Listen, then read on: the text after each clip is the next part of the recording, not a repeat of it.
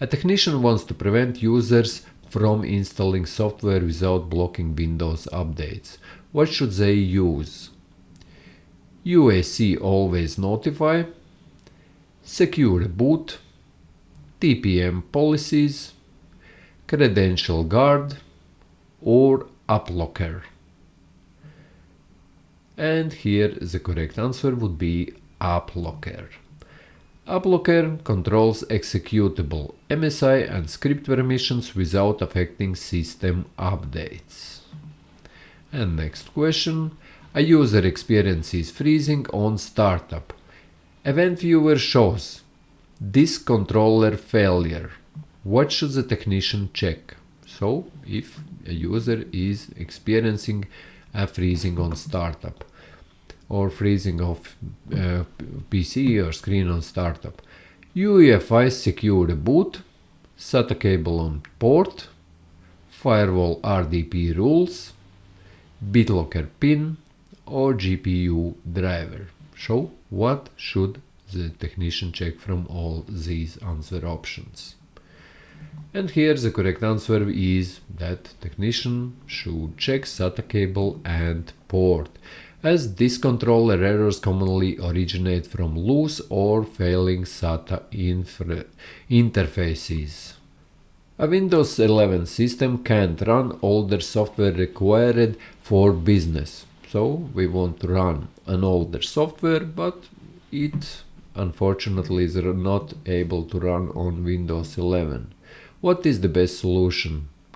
Compatibility mode, install Windows Sandbox, enable Hyper-V and run VM, roll back Windows, or use Wine.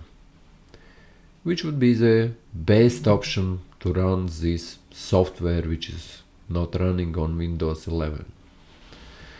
And yes, the correct answer is that we should enable Hyper-V and run VM, because on VM, as you know, we can run any software, any operating system. We simply install, for example, Windows 10 and run that software on Windows 10, but still use Windows 11, but we are using virtual machine, and we are using Hyper-V, which is built into the Windows 11. Legacy software often requires older operating system versions.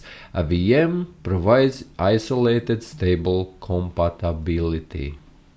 A user cannot print to a network printer and gets access denied. What should be checked?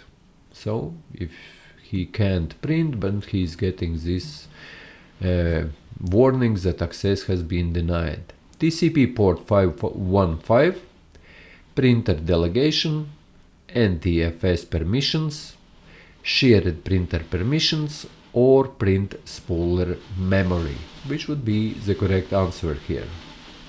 And the correct answer is shared printer permissions, as even if the printer is online, share permissions, print manage docs manage printer, control user access.